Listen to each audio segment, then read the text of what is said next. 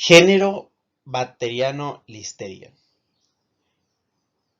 Continuamos con el tema de bacilos grampositivos. Y en la lámina de presentación están viendo cómo un grupo de bacterias, que si la pueden ver con marcada fluorescencia, se demuestra un verde fluorescente.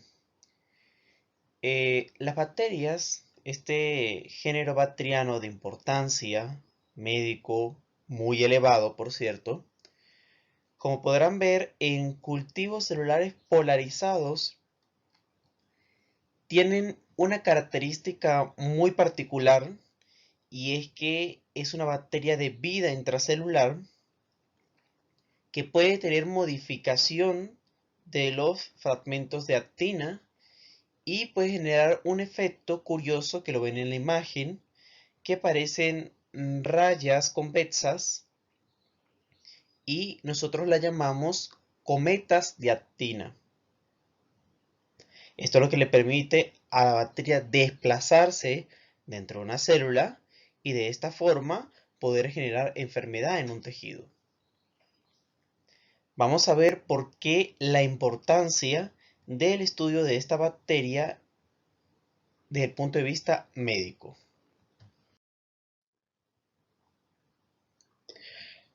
Fíjense, hasta el año 2015 se dice que alrededor de 1.600 personas se enferman cada año en los Estados Unidos por la enfermedad transmitida por alimentos, la ETA, que lleva listeria.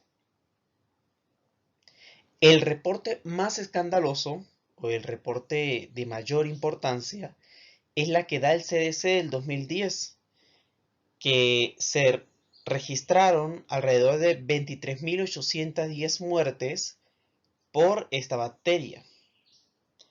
El detalle está, o el detalle pasa a ser cuestionado, cuando se observa que en Venezuela no hay datos ni registros por el consumo de esta bacteria. Si bien se sabe que no hay datos epidemiológicos seguros y fidedignos acerca de la mortalidad por esta bacteria, sería muy fácil identificarla desde el punto de vista clínico epidemiológico, pues el repunte o el brote generaría una alta mortalidad en un grupo de pacientes muy fácil de identificación. Ya lo vamos a correlacionar. ¿Por qué razón? La listeriosis como tal, el síndrome, es la quinta causa de muerte por enfermedades transmitidas por alimentos. Y esto se debe a la siguiente razón. Listeria monocytogenes es un patógeno que probablemente no se pueda categorizar como estricto. Es decir, la mayoría o el rango de enfermedades se va a presentar en pacientes inmunocomprometidos o pacientes que tengan vulnerabilidad en los extremos y condiciones fisiológicas normales. Estamos hablando niñez, la infancia, la vejez y el embarazo. Aún cuando listeria pueda llegar e infectar a un adulto inmunocompetente, esta puede generar enfermedad en un rango muy bajo. Generalmente se asocia a la gastroenteritis leve en un porcentaje muy bajo de la población adulta. Fíjense que este grado de enfermedad se ha asociado con el número de inóculo que se pueda consumir en determinado cubierto cuando la persona se infecta por esta bacteria. Se habla que las personas que ingieren por encima de 10 a la 9 con carga bacteriana de listeria puede llegar a desarrollar una gastroenteritis leve en personas inmunocompetentes. Pero una dosis tan baja de 10 a la 1, 10 a la 2 o incluso 10 a la 3 en un grupo de personas vulnerables puede llegar a causar meningitis, enfermedad fetal e incluso producir el aborto en mujeres embarazadas. Es por esta razón que se dice o se menciona que el 90% de las personas que se infectan con listeria son las mujeres embarazadas, recién nacidos y adultos de la tercera edad y el grupo fisiopatológico de inmunocomprometidos. Esto lleva a pensar que aquellos pacientes que tienen determinadas enfermedades que comprometen el sistema inmune o que dentro del espectro fisiopatológico hay disminución del sistema inmune, vamos a mencionarlas tales como cáncer, enfermedades autoinmunes, diabetes, obesidad, en la que hay un patrón de energía del sistema inmune, estas personas pueden ser ligeramente vulnerables a la infección por la listeria.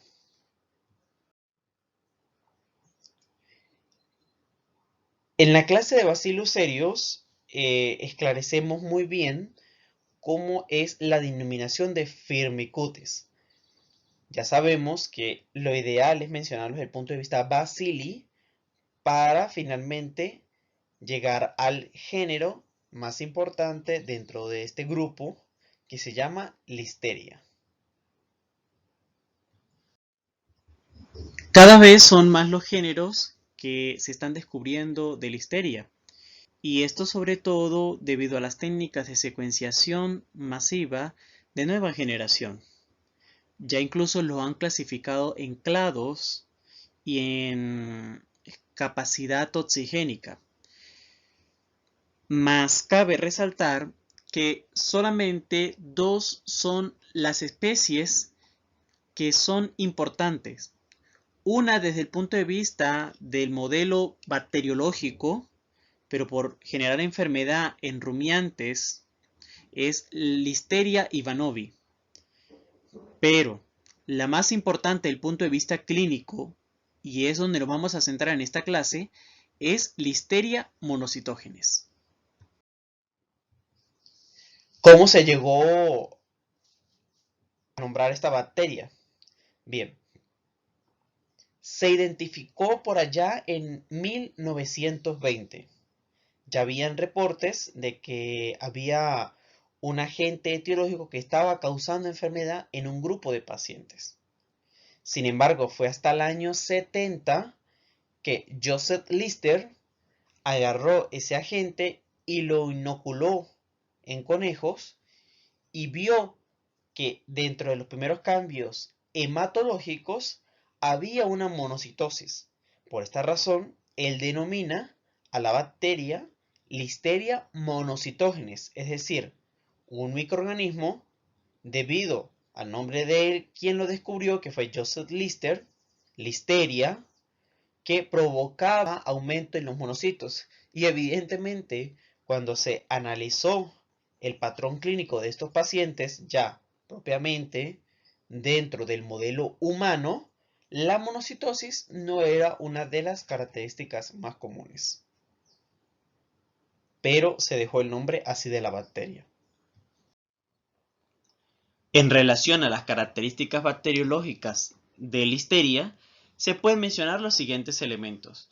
Lo primero que hay que tomar en cuenta es que su morfología es de bacilo, es decir, forma alargada, forma de bastón, y que en el campo visual, una vez que se haya obtenido una muestra de líquido cefalorraquídeo o una diferenciación a través de células monocíticas, se va a observar que la bacteria se encuentra de forma aislada, en parejas o en cadenas cortas dentro del campo visual del microscopio. Si se tiñe con tinción de Gram, se va a observar rápidamente que es un bacilo Gram positivo. Por esta razón la estamos mencionando dentro del bloque de bacilos Gram positivos, cuyas dimensiones se han caracterizado como pequeñas. Y esto es una de por así decirlo, la probabilidad que tiene para aumentar su vida intracelular y la capacidad de poder diseminarse en varios tejidos del cuerpo humano. Para llegar a uno de los criterios que propiamente un individuo, aparte de la clínica, se encuentra infectado por Listeria monocitógenes, es corroborar que, luego de haber identificado que era bacilo, gram positivo, pequeño, que evidentemente no posee cápsula ni es esporulado,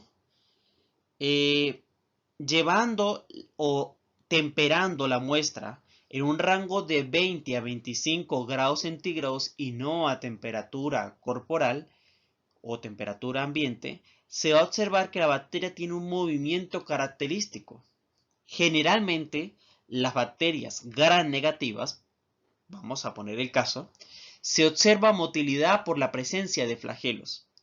En algunos casos se ve cuando la bacteria se está desplazando por la presencia de estos movimientos que generan estas proteínas, o en algunos casos las proyecciones de los pilis se ve un ligero movimiento dentro del campo visual del microscopio.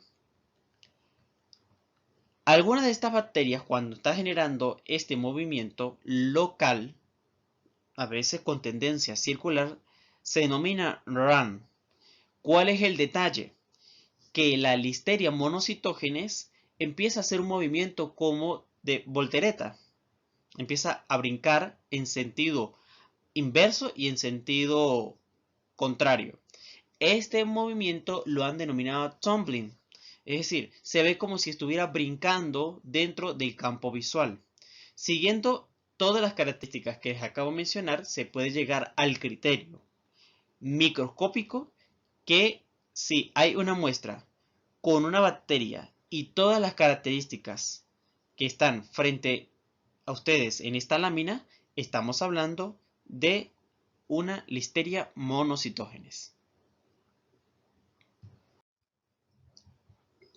Además de las características que reúnen propiamente bacteriológicas de la bacteria, hay otras que se incluyen dentro del metabolismo y que contribuyen a los factores de virulencia y propiamente cómo se comporta esta bacteria. ¿Qué se necesita para el crecimiento? Bien, inicialmente se puede identificar que es una bacteria anaerobia facultativa. Recuerden lo que yo les menciono en Bacillus cereus. La mayoría de los patógenos o casi en su grupo absoluto, por así decirlo, tienen características de anaerobiosis facultativa. Sin embargo, para hacerla crecer en el laboratorio tienen que haber condiciones microaerofílicas. Otra de las razones que le permite a la bacteria poder sobrevivir y sobre todo en su amplio rango de distribución dentro del hábitat, pues bien, la bacteria primero se adquiere por la ingestión de alimentos contaminados. Estos alimentos se contaminan en su lugar de producción a través del suelo, precisamente contaminada por las heces de los rumiantes. Por esa razón hay una relación entre Listeria monocitógenes e Ivanovi para poder comprender cómo se llega a estas conclusiones.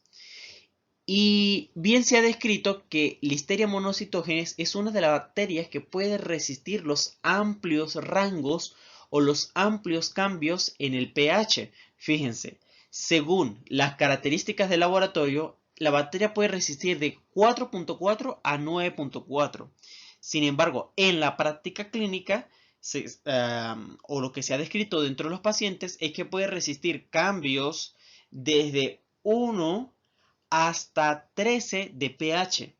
Y esto es lo que permite sobrevivir dentro de los cambios que pueden haber de la tierra al alimento, su cocción, su ingestión, almacenamiento y luego dentro del organismo los cambios de pH a su paso por el estómago o por el intestino es lo que va a permitir características de supervivencia a la bacteria.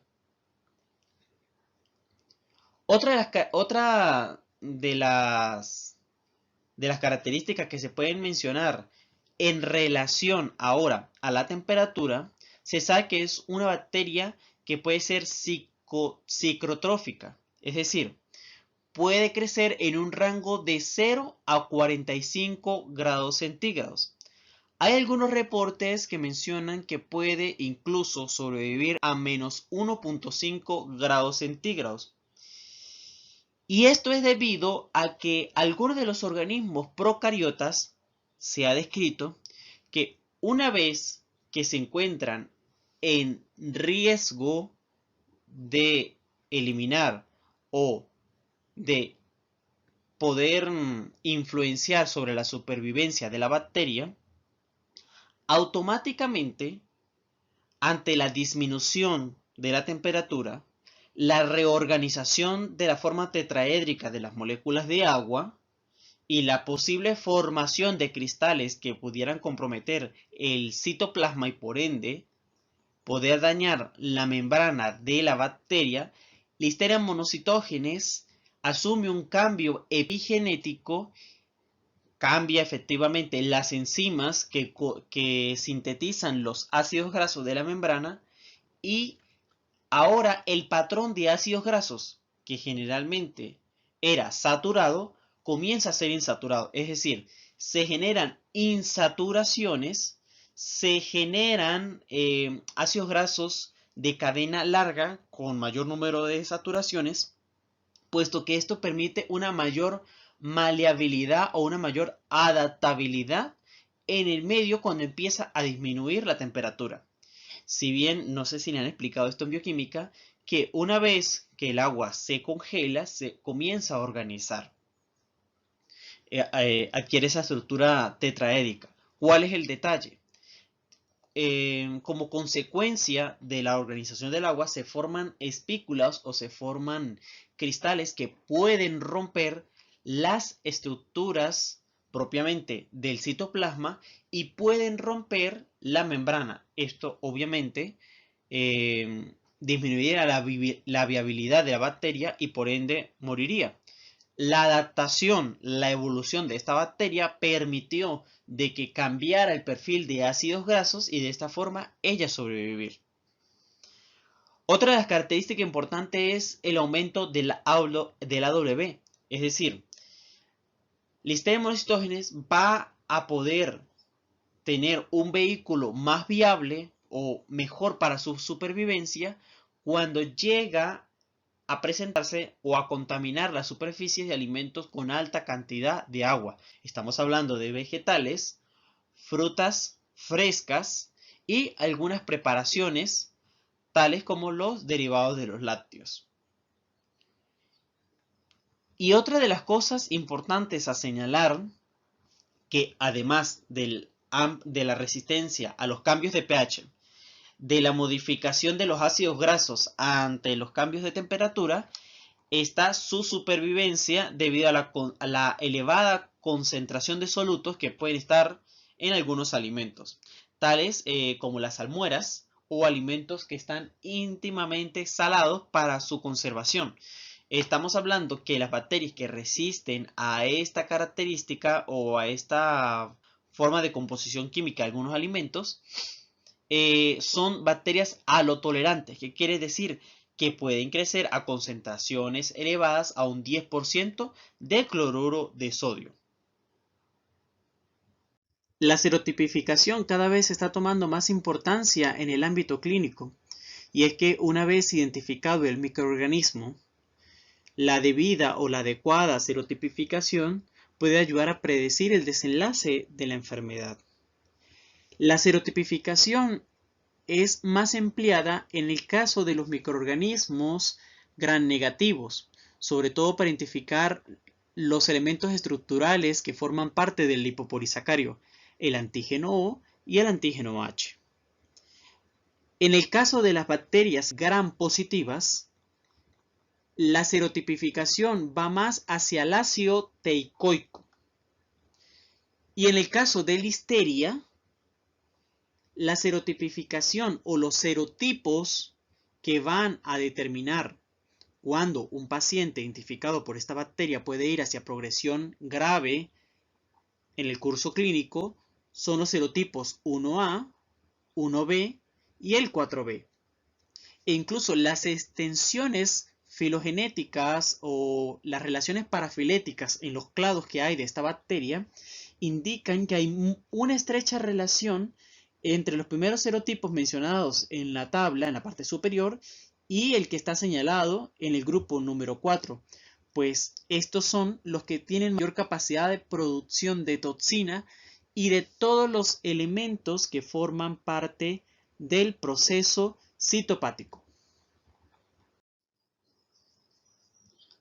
¿Cómo se adquiere el microorganismo o por qué razón llega hasta el cuerpo humano?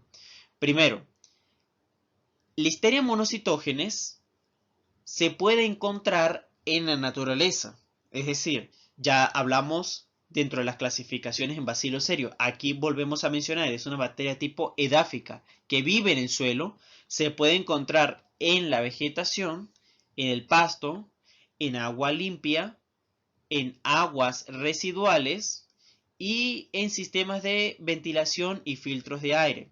Esto es lo que le da la característica que es una bacteria de tipo ubicua. Se encuentra en cualquier lado. Sin embargo, hay una característica que se menciona, que es que vive en sistemas de ventilación, pero propiamente para llegar a adquirirla por esta vía, es decir, por vía respiratoria, su paso no se ha descrito del todo bien. Todavía está en duda. También se ha reportado, cuando se hacen estudios de microbioma en personas, que alrededor del 1 a 5% de los individuos en los que se estudia el microbioma son portadores de esta bacteria normalmente en las heces y no generan o no presentan la enfermedad. Es decir, llegan a un equilibrio con esta bacteria y pueden ser portadores para poder diseminarlas en el mundo. Generalmente los animales que transmiten la bacteria en el ambiente, estamos hablando de aves acuáticas, de aves domésticas para su posterior consumo, de algunos peces y propiamente de los rumiantes, que son los que se encargan de mantener el ciclo en la naturaleza. ¿Cómo se puede transmitir propiamente la bacteria? Lo primero de ellos es que hay que tomar en cuenta que Listeria monocytogenes es un agente etiológico dentro de las ETA, es decir, es una enfermedad transmitida por alimentos. Por esta razón, una de las principales vías de adquisición de la bacteria es que se consuma a través de alimentos contaminados o alimentos que hayan estado en contacto con tierra, superficie contaminada donde hayan estado rumiantes y previo al consumo estos no se hayan lavado ni se hayan preparado adecuadamente y se hayan consumido tal cual intactos obtenidos de la fuente de producción. También se ha descrito la transmisión vertical de madre a su producto del embarazo y uno de los mecanismos es el traumatismo oral, es decir, una persona que tenga comprometida la cavidad bucal y que reciba material contaminado del lugar donde hayan estado los rumiantes. Se habla también de la dosis infecciosa. Recordemos que en la segunda lámina yo les mencionaba cómo era la relación entre un paciente inmunocompetente a un paciente inmunosuprimido. Se hablaba que no era bien conocida y que en la mayoría de los casos de enfermedad invasiva se requieren aproximadamente de 100 a 1000 células. Como ya les dije, la dosis infecciosa o el inóculo va a depender del estado de inmunocompetencia.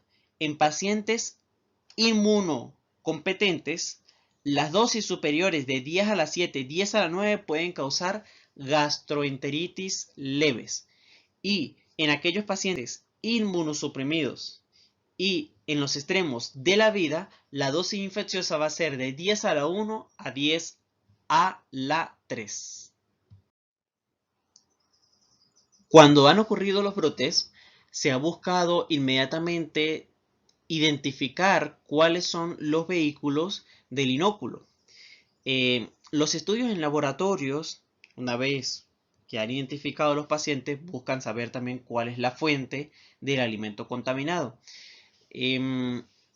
Los investigadores han deducido que la mayoría de los alimentos que pueden transmitir esta bacteria, por un lado, dentro de los vegetales frescos, se han señalado que son los germinados crudos, vegetales y verduras crudas o mal cocidas que pueden estar en ensaladas de repollo y en algunos vegetales envasados. En el grupo de los lácteos se ha mencionado que la listeriosis está relacionada con el consumo de leche cruda o el consumo de algunos quesos suaves, semiduros y madurados que tengan moho, tal como el queso Roquefort. En el caso del consumo de embutidos, cuando se consumen crudos y no reciben un tratamiento térmico previo a su consumo, se ha relacionado con el consumo de salchichas y aquellos que son fríos o sin calentar. Y en el caso de proteínas blancas, la listeriosis ha sido inoculada a través del consumo de pescados que no han sido bien cocidos y mariscos ahumados y pollo.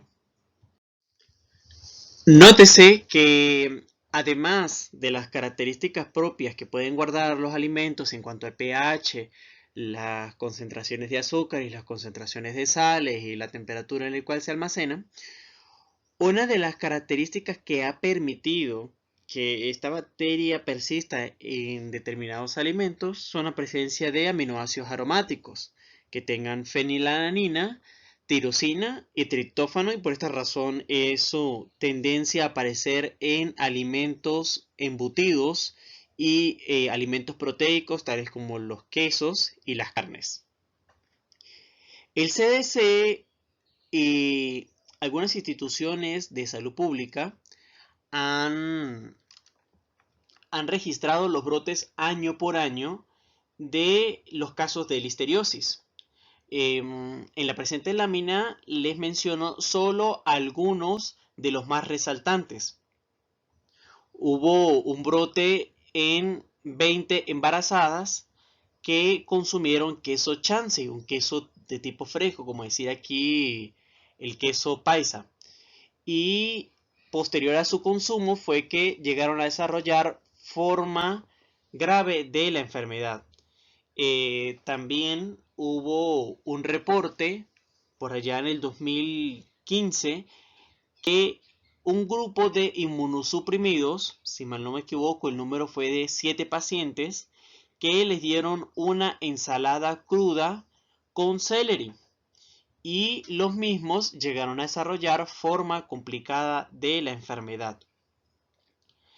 Y uno de los brotes más reconocidos, e incluso los que llamó mucho la atención, fue que un grupo de ancianos en uno de los estados, Estados Unidos, no recuerdo muy bien ahorita el nombre, aproximadamente 60 ancianos consumieron melón crudo y por no lavarlo adecuadamente, los mismos se contaminaron y llegaron a desarrollar forma grave de la enfermedad.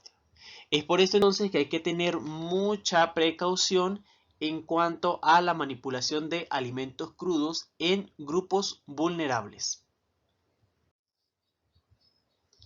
Ahora bien, vamos a entrar en lo más característico, lo más importante y hasta, por decirlo así, lo más hermoso y llamativo de esta enfermedad.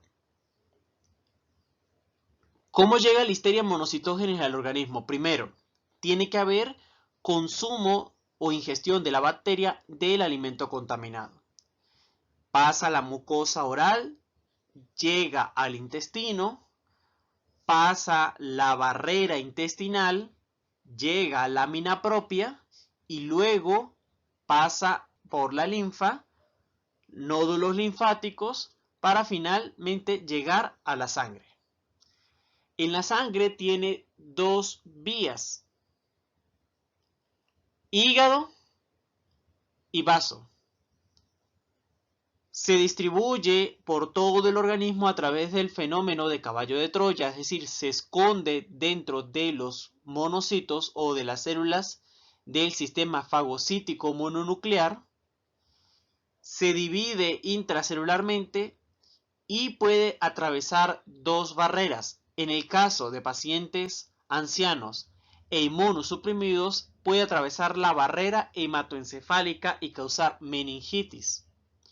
En el caso de las mujeres embarazadas, puede atravesar la barrera fetoplacentaria y puede causar abortos en mujeres embarazadas. Para que la bacteria pueda llegar a generar enfermedad y que de esta forma llegue y entre en contacto con el organismo, primero la bacteria resiste a la acción de la lisozima que se encuentra en la cavidad bucal. Recuerden que la lisozima es una proteína que forma parte de los elementos humorales o proteicos de la inmunidad innata. La misma se encarga de clivar los enlaces de unión del peptidoglicano. La bacteria resiste a la actividad de esta enzima. Resiste a la actividad del ácido, a la actividad denaturante del ácido clorhídrico, de las enzimas proteolíticas, una vez que llega al intestino delgado, y al efecto batóctono de los ácidos biliares. Inmediatamente llega al lumen intestinal, resiste también a la actividad de las bacteriocinas de tipo 2B, las cuales llamamos la leucocina A y la mesentericina Y105. Estas se encargan de eliminar microorganismos patógenos. ¿Cómo puede llegar a la lámina propia? Se han descrito tres vías. La primera de ellas es la vía transcelular, la cual la bacteria entra en contacto con las células M y a través de los macrófagos puede llegar a la lámina propia. La segunda vía es a través de la vía paracelular, es decir, como el receptor de la bacteria es la ecaderina, se puede ir a los puentes cruzados de unión intercelular y puede llegar al enterocito. Luego, por evasión del fagolisosoma, escape del fagosoma, replicación, división intracelular y luego formación de puentes de actina, puede atravesar la barrera epitelial y puede llegar finalmente a la lámina propia. Y la tercera, que aún no está descrita del todo, es que las células dendríticas que se encuentran en la barrera epitelial del intestino hacen proyecciones y pueden tomar inóculos de listeria, y de esta forma la bacteria, mediante el proceso de motilidad intracelular, puede migrar a través de las proyecciones de la célula dendrítica y escapar para finalmente pasar a la lámina propia. Recientemente, el grupo de investigación de listeria en el Instituto Pasteur logró describir en esta hermosa imagen cómo una de las formas en que listeria puede sobrevivir cuando llega al intestino. Lo primero que hay que entender es, y lo que deben recordar cuando vieron microbiota en el primer módulo, es que hay algunas bacterias que se encargan de defender ante la llegada de bacterias patógenas y que causen enfermedad en el intestino. Esta microbiota se encarga de producir sustancias beneficiosas para la barrera epitelial o los enterocitos en su defecto. ¿Cuál es el detalle? La listeria monocytogenes, una vez que llega al lumen intestinal, la modificación epigenética de la misma, detectando que hay niveles de pH distintos, condiciones óptimas para la producción de efectores bacterianos, secreta la listeriolicina S. La misma va a tener actividad de eliminación, puesto que la actividad de esta enzima es que genera poros en las membranas y destruye bacterias beneficiosas de la microbiota, tales como la Aloprevotella, la Alobaculum y el Streptococcus, que se encuentra simbionte dentro del organismo. Una vez que se eliminan estas bacterias, la listeria ahora puede proceder a pasar a través de 3 vías que han descrito este grupo de investigación. La primera de ellas es que aquellas células que se encuentran en apoptosis y que ya se están extruyendo, ya se están eliminando porque ya han pasado desde la cripta hasta el ápice celular y el epitelio se está renovando, a través de las proyecciones de caderina, listeria puede unirse a estas células y poder pasar hasta la lámina propia. Como ya les había dicho previamente, en la lámina, Listeria monocitógenes a través de la transcitosis o la vía transcelular puede pasar a través de las células M, quienes se encargan de captar patógenos para que puedan ingresar a las placas de Peyer y posterior a la lámina propia. Y uno de los mecanismos curiosos, llamativos y hasta cierto punto también altamente del punto de vista patogénico, es que Listeria monocitógena utiliza la vía transcelular para poder pasar a través de las células de Globet, es decir, aquellas que producen moco para poder mantener la integridad del intestino. Listeria se une a través de la caderina y puede finalmente pasar a la lámina propia. A grosso modo y en contexto, para saber cómo es que Listeria sobrevive dentro de las células, hay 3 mecanismos fundamentales que se deben relacionar al ciclo de vida replicativo de esta bacteria. Lo primero de ello es que evade la formación del fagolisosoma. Es decir, recordemos que una vez que se endocita, la vacuola se denomina fagosoma y luego la unión con el lisoma, la unión de estos dos compartimientos intracelulares se denomina fagolisosoma. Ella va a evadir la formación del mismo, va a evadir que se instaure el proceso y va a burlar la actividad proteolítica mediante las catexinas y la elastasa y la disminución del pH para luego salir al espacio intracelular, nuclear, rearreglar los puentes de actina, poder distribuirse dentro de la célula y así poder ingresar a nuevas células hasta romper la arquitectura y las divisiones que hayan en la misma. Como parte del inicio patogénico, el primer elemento que se va a regular para que se expresen los efectores bacterianos y el arsenal de factores de virulencia es que tiene que haber la activación del factor regulador positivo A o también el PFRA, puesto que cuando Listeria se encuentra en el ambiente, este factor regulador se encuentra de forma inactivado, es decir, no va a ejercer ninguna función puesto que la bacteria se encuentra en condiciones saprofíticas, es decir, en contacto con la naturaleza, y puesto que está en este medio, no tiene medio de supervivencia, no tiene disponibilidad de nutrientes y no tiene temperaturas óptimas para que los efectores bacterianos puedan producirse y estos generan alguna actividad.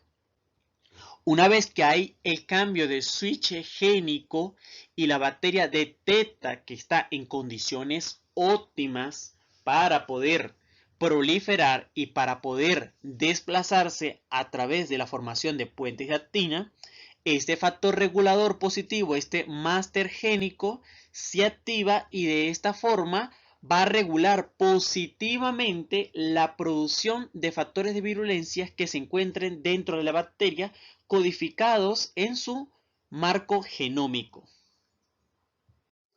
Algo que es necesario recordar y se los escribí en la lámina de características bacteriológicas es que esta bacteria es de vida intracelular facultativa. Es decir, no es necesario que siempre esté viviendo dentro de una célula para que pueda mantener su vida bacteriana. Esta célula, al igual que la Shigella, pueden invadir determinadas células, replicarse y poder tener una direccionalidad conforme a la quimiotaxis o a la disponibilidad de nutrientes. Lo importante de esto es resaltar que todo proceso patogénico de vida intracelular primero tiene que haber una interacción entre el ligando, es decir, la proteína bacteriana, y el receptor de las células a las cuales va a invadir o va a generar vida intracelular dentro de ellas. El receptor que mejor se ha descrito y que se ha relacionado con la infección por listeria es distinto según el tipo de tejido y según el tipo de célula que va a infectar la bacteria. Vamos a revisar 3 modelos de infección por esta bacteria. La primera de ellas se lleva a cabo en las células no fagocíticas, en el caso de las células de Glovet. En Listeria monocitógenes se han descrito 7 tipos de proteínas bacterianas que contribuyen a la endocitosis o la fagocitosis. Estas son las internalinas o las proteínas de internalización. Para describir el ingreso de una bacteria a una célula, se han propuesto 2 mecanismos. El mecanismo de Cyperin o de cremallera, en la cual la bacteria genera interacciones con la membrana y mediante la modificación del citoesqueleto junto a los lípidos y proteínas de membrana se puede endocitar o se puede fagocitar y finalmente llegar hacia el citoplasma celular. La vía triggering o la vía de disparo, las bacterias generalmente producen sistemas de secreción en las cuales van a secretar o van a inyectar en la célula huésped o la célula blanco efectores bacterianos que van a modificar el citoesqueleto y la endocitosis de la bacteria. En este caso o este modelo, en las células no fagocíticas, la interacción es de vía de cremallera, en la cual una de las formas como las internalinas o de las 7 internalinas descritas pueden encontrarse en la bacteria es atravesando la membrana celular. Vemos que inicialmente la internalina A interactúa con la ecaderina presente en las células de Glovet y esta primointeracción va a generar una etiqueta. Esta etiqueta va a coincidir con una fosforilación y una ubiquitinación, y esto permitirá la agrupación de otras caderinas e inicialmente con la interacción con las internalinas va a inducir la modificación de los complejos ARP23 que se encuentran en el citoesqueleto para formar el proceso de endocitosis. Otro mecanismo se ha descrito en células no fagocíticas como los trofoblastos. En este caso, la internalina, específicamente la internalina B, se puede encontrar como proteína asociada a membrana o puede ser secretada de forma soluble y cuya interacción con los glicosaminoglucanos y el receptor de la proteína de la subunidad de la proteína del complemento CQ1 van a inducir primero la formación de la etiqueta, una doble fosforilación y la ubiquitinación. Este evento de modificación enzimático va a permitir la agrupación del receptor MET o del receptor del factor de crecimiento de los hepatocitos para luego tener interacciones con más internalinas de tipo B y de esta forma inducir la endocitosis de la bacteria para que finalmente llegue al citoplasma celular. Otro mecanismo se ha descrito de una internalina asociada a membrana no identificada que puede interactuar con el receptor de la fracción cristalizable de la inmunoglobulina G en que se encuentra en los fibroblastos y en los monocitos. Esta interacción del ligando aún no reconocido va a permitir también modificaciones o aumento en las nucleaciones de los complejos ARP2-3 para inducir finalmente la endocitosis. Una vez que se forma el endosoma o el fagosoma, la bacteria mediante cambios en el pH endosomal empezará a secretar efectores bacterianos toxigénicos para la desintegración de esta membrana. Uno de los factores de virulencia más importantes en el arsenal de efectores bacterianos que tiene esta bacteria es la listeriosina. Unos autores la denominan como citolisina tóxica o otros la han llegado a catalogar como que es la toxina predominante de esta bacteria. Sin embargo, todos los expertos en listeria coinciden que la listeriosina es la toxina principal formadora de poros que genera la bacteria. Esta estructura inicialmente se produce monoméricamente en 4 subunidades, unidad 1, 2, 3 y 4 como lo vemos en la imagen. Y luego, mediante la disminución del pH y debido a la actividad del PFRA, todas las unidades se empiezan a expresar y se van acoplando en la membrana, semejando la estructura de las aspas de las máquinas de cortar cabello. Se acoplan y luego, una vez que se han distribuido espacialmente, se unen a los residuos de colesterol que hayan presente en la vacuola endocítica. Y de esta forma ella puede penetrar y formar distintos poros, cambiando o modificando las condiciones químicas de la vacuola que contiene a la Listeria monocitógenes. Se sabe que el principal mecanismo desencadenante de este factor de virulencia es la disminución del pH. ¿Qué va a pasar? Que luego el fagosoma se lisa, se destruye por la acción de la listeriosina y de los siguientes elementos que voy a mencionar a continuación. Es así como la fosfolipasa C específica para fosfatidilcolina y la fosfolipasa C específica para fosfatidilinositol, que la llamamos en Listeria monocitógenes PLCPI y PLCPC y PI. Estas fosfolipasas, después de la inducción y de la formación de los poros por la LLO o por la listeriosina, estas fosfolipasas se van a encargar de terminar de desintegrar el fagosoma para evitar que la bacteria se destruya. De esta forma llegue intacta al citoplasma celular. Una vez que la bacteria ya está libre dentro del citoplasma, en su membrana hay un transportador de hexofosfato o HPT que se va a encargar de tomar todas las formas fosforiladas de glucosa que se encuentren disponibles para el metabolismo de la glucosa de la célula eucariota, en este caso de la célula que está parasitando la listeria. Es así como puede tomar glucosa 6-fosfato, glucosa 1-fosfato y fructosa 6-fosfatos. ¿Qué consecuencia tiene esto? Si Listeria monocitógenes pudiese viajar a través de la circulación sanguínea, no podría sobrevivir, y esta es una de las razones que condiciona la forma de vida intracelular facultativa.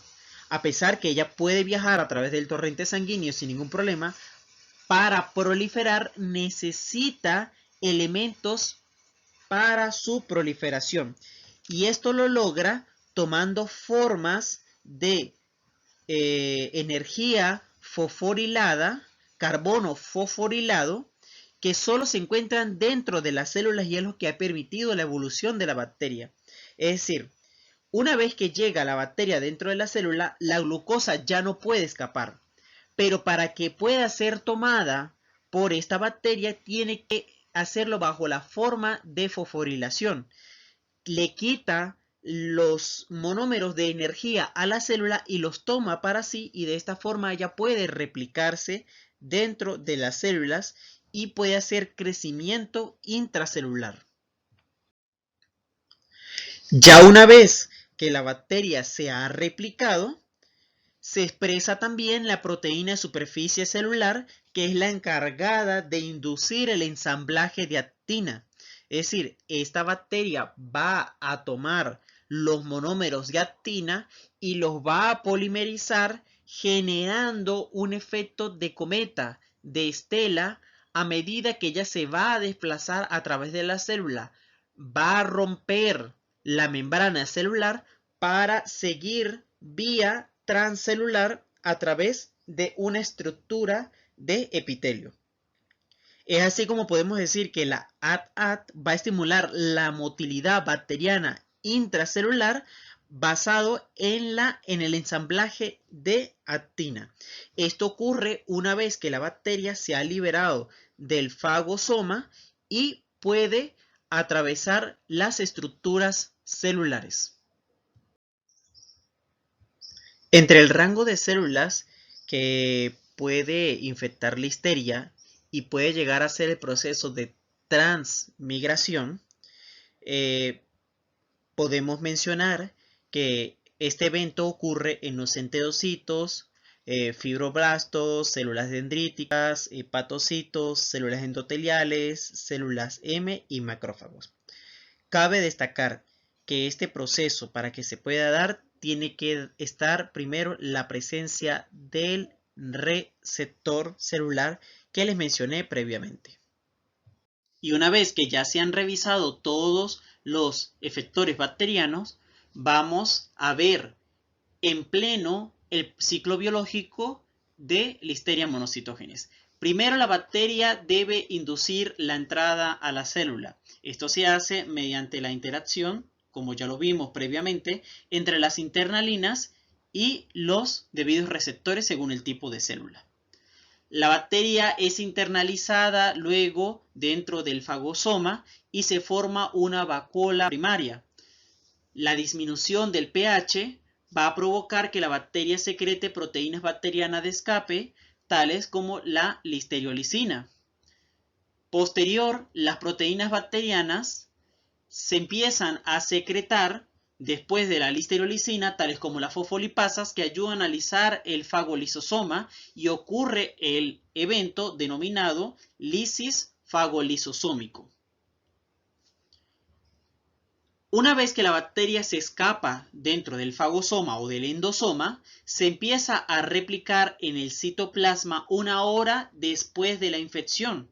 Y esto es ayudado por el transportador de exofosfato que permite tomar nutrientes fosforilados que se encuentran libres en el citoplasma. La bacteria replicada comienza a polimerizar la actina y esto le genera el proceso de movimiento direccional hacia la membrana plasmática. Posterior, el paso de la bacteria de una célula a otra va a generar un fenómeno o un evento llamado generación del filópodo, puesto que la proyección o la producción del mismo en microscopía electrónica se observa como si fuera la formación específicamente de un pie, y esto es por la direccionalidad de la bacteria. Este evento se denomina transmigración de una célula a otra. Después que la bacteria ha sido internalizada en una vacuola, nuevamente, y a esta la vamos a llamar vacuola secundaria, va a tener fragmentos de la membrana previa o la primo infectada y membrana de la célula que es la secundaria a la infección primaria. Después, o nuevamente, ante los cambios de pH y la señalización que se encuentra dentro de un espacio celular, la bacteria nuevamente vuelve a producir proteínas de escape bacteriano y estas van a disgregar o van a romper la formación de la doble vacuola y va a producir el evento de lisis fagolisosómico. Luego, la bacteria nuevamente se escapa del fagosoma o del endosoma, se replica y se vuelve a generar todo el proceso en el caso de la segunda célula infectada. Y a pesar de que los procesos parecen similares, cuando hay una primoinfección y la transmigración celular, hay eventos que se diferencian en cuanto a la invasión directa comparada con la propagación celular o el proceso de transmigración. Cuando ocurre la invasión directa, la bacteria internalizada va a tener un pH de 7.4 y luego con la unión al lisosoma, la disminución del pH a 5.5 va a estimular a través del PFRA la secreción de la listeriolicina y de la fosfolipasa, específicamente la fosfolipasa de fosfatidil inositol. Luego, estos dos efectores bacterianos se van a encargar de lisar la membrana del fagosoma o del endosoma y va a desintegrar totalmente la membrana vacuolar para poder estar libre. La bacteria se replica, toma nutrientes y se traslada hacia una nueva célula. Cuando hay la propagación celular, la formación del filópodo y el mecanismo de transmigración, hay una internalización en una doble vacuola, es decir, está la membrana de la célula primoinfectada más la membrana de la célula adyacente a la infección. Este pH se va a caracterizar por ser de 7.4, el que se encuentra dentro de la doble membrana. Hay una ligera acidificación en cuanto al tiempo, puesto que el metabolismo de la bacteria va a generar este cambio. Hay secreción inicialmente de las dos fosfolipasas, específicamente la que cliva fosfatidil inositol y fosfatidilcolina.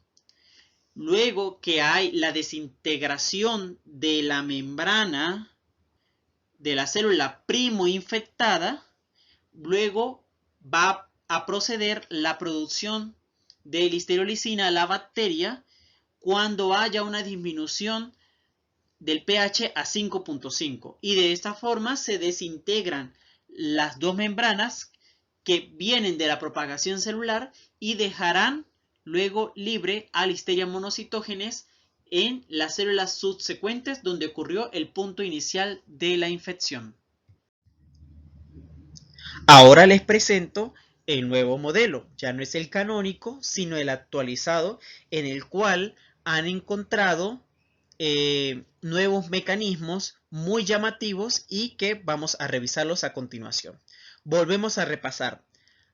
Tiene que haber una entrada celular. Esto se da mediante la interacción de la internalina A y la internalina B, dependiendo del tipo de célula a la cual va a infectar la bacteria, ya sea una fagocítica o una no fagocítica. El rearreglo de actina mediante la nucleación de los complejos ARP2-3 va a ayudar a la internalización, a la endocitosis, a la formación inicial del fagosoma para que la bacteria pueda llegar al citoplasma. Fíjense que siempre hablábamos que había destrucción primero del fagosoma. Puede haber dos vías muy interesantes. La primera de ellas es que haga transitosis, es decir, utilice la vacuola simplemente para desplazarse a través de la membrana y no hay secreción de ningún factor de virulencia, es decir, queda libre. Otra de las vías es que una vez que ella llegue a infectar fagocitos, en el caso de los macrófagos, Listeria monocytogenes quede viviendo dentro de la vida vacuolar y se quede intacta hasta el momento que reciba otras señales celulares que le permitan proliferar. Entonces quedaría la listeria dentro de la vacuola bajo la forma de SLAP. Llegaría de algún modo a reproducirse por las pequeñas cantidades de glucosa y de nutrientes que ella quiera una vez que se encuentre dentro de la célula. El modelo clásico actualizado también nos habla de que una vez que la listeria ha sido endocitada, empieza a producir listeriolicina, la PSLA y la PSLAB, que son las fosfolipasas que terminan destruyendo la membrana. Ahora bien, hablaríamos entonces de la polimerización de actina y luego la producción, la formación del filópodo, y de alguna forma se ve que se intenta de algún modo mantener la membrana según el modelo actual mediante la interacción por la internalina C soluble. Fíjense que los antiguos modelos hablaban de que se jalaba la membrana casi en su mayoría. Los nuevos descubrimientos han llevado a que la membrana quede intacta mediante la acción de la internalina C. Recordemos que este es el proceso de transmigración. ¿Qué más ha aparecido de nuevo? Puesto que hasta ahora este era el mecanismo normalmente reconocido. Que la listeriolicina, una vez que es liberada en el espacio intracelular, puede tener 4 objetivos celulares. La primera de ellas es que va a estresar o va a activar el proceso de estrés del retículo endoplásmico. Esto se va a traducir en un mal plegamiento de proteínas y por ende la muerte celular por señales que van a haber en intercomunicación en conjunto con las mitocondrias. Otro de los objetivos celulares es que empieza a fomentar o contribuye a la fisión de las mitocondrias y va a generar formas aberrantes no tradicionales de las mitocondrias en las cuales puede haber activación de la apoptosis, fragmentación de las mitocondrias y por ende el flujo del citocromo C, niveles de potasio, niveles de calcio que van a terminar luego en la muerte de la célula mediante muerte de forma programada. Las mitocondrias empiezan a aplanarse. Otra de las formas es que empiezan a encorvarse y pierden totalmente la actividad energética. Otro de los objetivos es la permeabilización de los lisosomas. Cuando el lisosoma pierde su integridad de membrana, van a salir al espacio intracelular las proteínas de elastasa y las distintas familias de la catexina, degradando todas las proteínas que se encuentran en el citoplasma. Finalmente, como sabemos que la listeriolicina tiene actividad o afinidad por los residuos de colesterol, la actividad de la listeriolicina no solamente se va a quedar con la de la membrana vacuolar, sino que se va a dirigir hasta la de la membrana celular y va a formar poros que van a permitir el influjo de calcio y el eflujo de potasio, y esta alteración iónico-metabólica de la célula va a contribuir a que la célula finalmente termine en muerte. Las modificaciones genómicas era algo que no se contaba con respecto a Listeria. Fíjense, hay 2 reportes y 2 investigaciones muy interesantes y que se han corroborado, en la cual la proteína SRT2 de Listeria monocytogenes va a influir sobre el empaquetamiento del material genómico, e incluso puede haber modificación de histonas, sobre todo en la lisina 18 de la histona 3, que va a haber cambio y desensamblajes. Se ha mencionado, se ha correlacionado, sin embargo eso no está del todo claro, que esto puede caer en un proceso oncogénico. Hay un artículo muy interesante donde describen las relaciones de las interacciones entre las bacterias y el cáncer, y me llamó mucho la atención el segmento donde aparece Listeria, pues hasta ahora solamente se había relacionado con enfermedad, meningitis, abortos y el caso de gastroenteritis leve. Ahora se está incluyendo dentro del grupo de las enfermedades oncogénicas. Por otro lado, también la proteína LNTA, vamos hacia la parte derecha de la imagen, va a interactuar con la proteína de empaquetaje y de represión de los genes del interferón, en la cual va a contribuir a desrepresar estos genes. También, estas modificaciones epigenéticas van a influir en la célula, que evidentemente ya todos los procesos regulares en condiciones normales no se van a dar a cabo y son los que van a contribuir en la patogenicidad. Uno de los aspectos más interesantes o que más llama la atención en el proceso era que aparentemente la célula no tenía una forma de defenderse. Recientemente en macrófagos se ha descrito que luego ocurre un proceso llamado higilación, que van a producir o van a ensamblar rápidamente las proteínas que van a contribuir a que rápidamente el sistema inmune detecte la infección y la puede eliminar mediante la señalización y producción de interleuquina 6 e interleuquina 8. Este gráfico parece semejar mucho al que les presenté en láminas previas, pero el objetivo de esclarecer o de demostrarles es otro. Volvemos a recordar, Listeria se transmite a través de alimentos contaminados.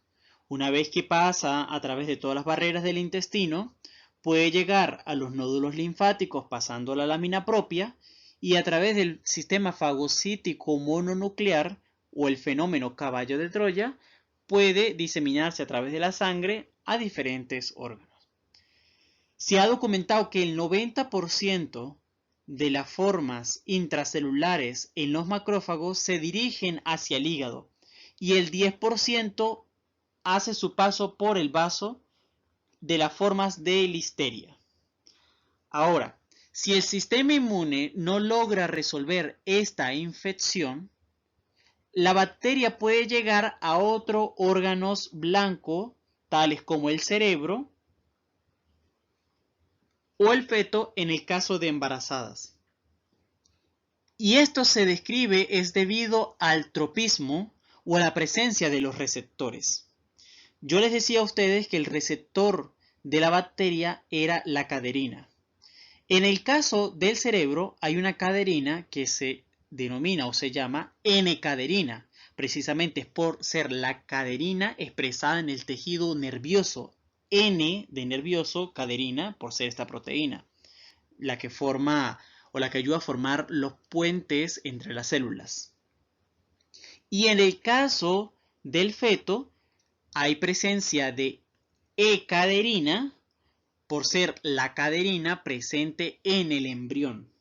Y por esta razón es que hay afinidad por estos órganos blancos cuando el sistema inmune no logra resolver. Puede pasar la bacteria la barrera hematoencefálica y la barrera fetoplacentaria cuando no hay el control adecuado del agente etiológico. La presentación de la listeriosis se puede llevar a cabo de las siguientes formas. Primero, como una enfermedad en adultos sanos. Esta habitualmente se presenta como un síndrome pseudogripal y que puede ir acompañado de un proceso de gastroenteritis. El proceso de incubación han descrito los diferentes autores que puede darse entre 1 a 2 días, pero que inicialmente la enfermedad se resuelve por el evento o por la condición de inmunocompetencia, es decir, el sistema inmune la puede resolver fácilmente, no pasa a mayores. En el caso de las embarazadas, por haber inmunosupresión en el tercer trimestre, y esto es debido a la caída en la inmunidad celular, es que la infección puede ocurrir típicamente como síntomas pseudogripales, igualmente.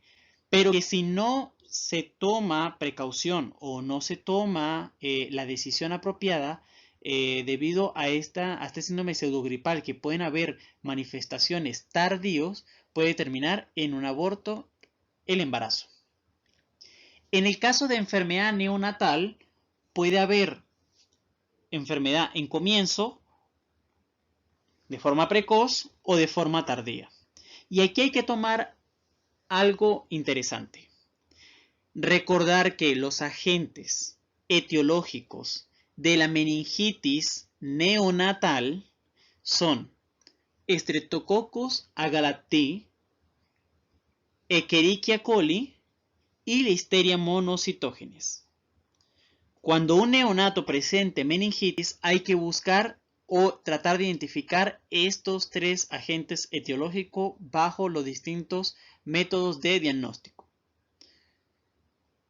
Puede ocurrir meningitis también en adultos y esta es de elevada mortalidad, y aproximadamente el 20 al 50% de los pacientes que la padecen terminan en desenlace fatal de la misma. En el caso de la meningitis en ancianos, hay que tomar en cuenta tres agentes etiológicos que la pueden causar: Neisseria meningitidis, Streptococcus pneumoniae y Listeria monocytogenes. Aquí descartamos el Haemophilus influenza, precisamente por la inmunosenescencia, la caída del sistema inmune y la disminución de los títulos de inmunoglobulina que pueden ozonizar o neutralizar este microorganismo. Y en aquellos pacientes con deficiencias de la inmunidad celular, por ejemplo, aquellos quienes toman glucocorticoides o son diabéticos o tienen alguna condición o patología de enfermedad autoinmune.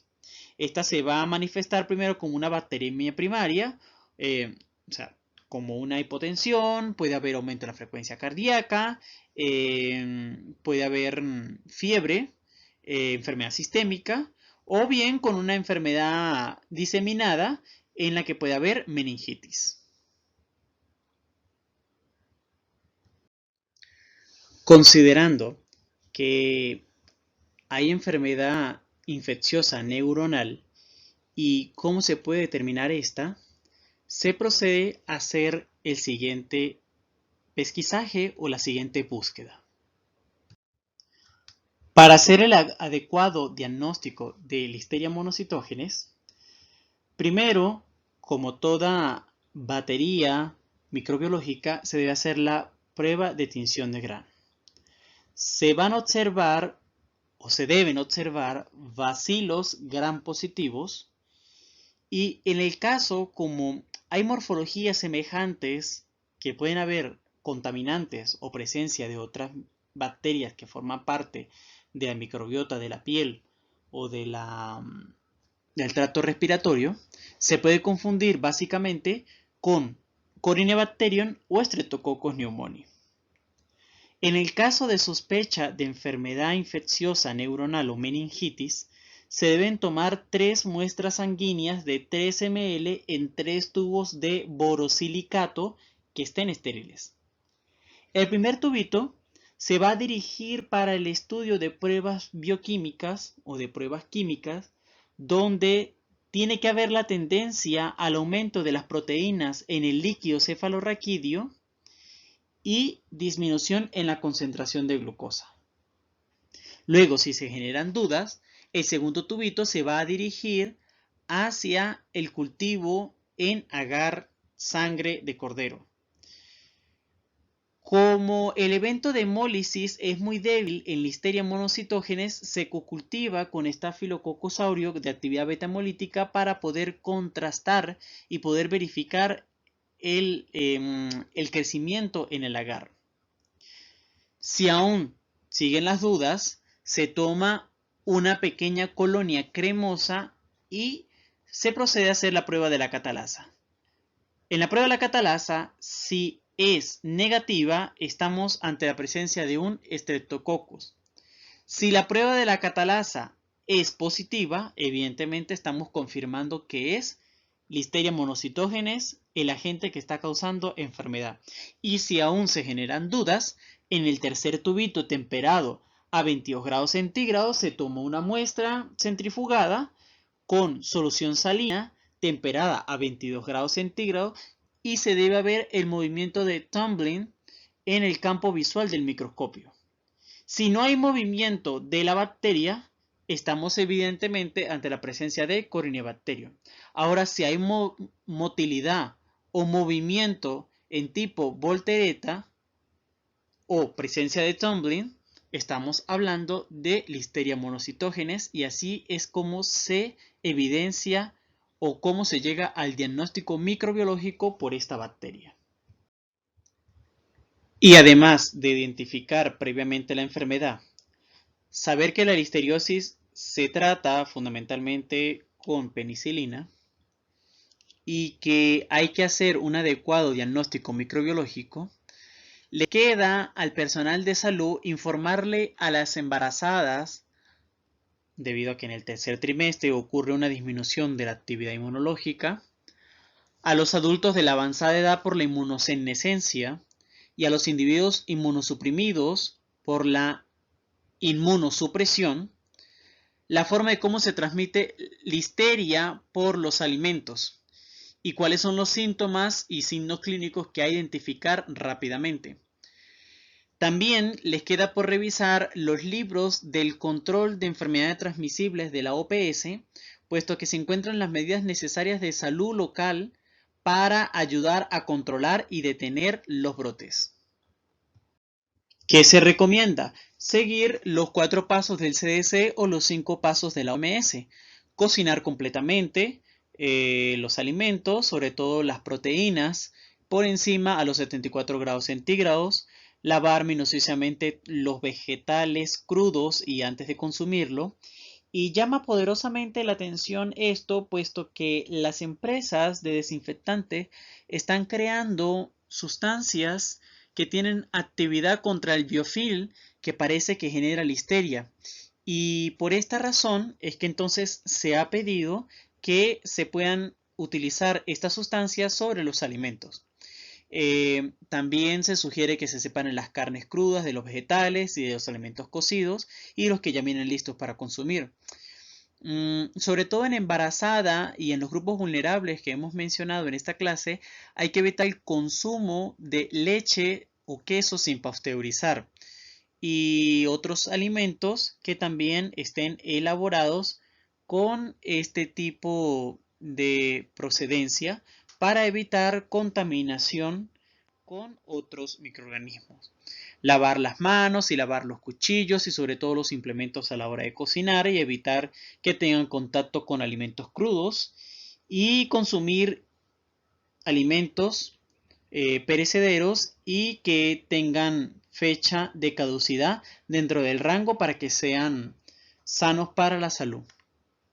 Finalmente, les dejo una lista de recomendaciones en las cuales se les pueden dar a los pacientes de alto riesgo y a aquellos quienes se encargan de preparar sus alimentos, puesto que de esta forma evitaríamos las transmisiones de enfermedades a través de alimentos y estas indicaciones están debidamente elaboradas con respecto a la listeriosis. Espero que hayan entendido el tema y les haya gustado, puesto que es un modelo biológico muy hermoso y de gran realce desde la biología celular y molecular. Las interacciones que no las comprendan las pueden escribir a través de mi correo y yo con gusto se las podré aclarar. Luego continuaremos con las siguientes clases de bacteriología. Muchas gracias.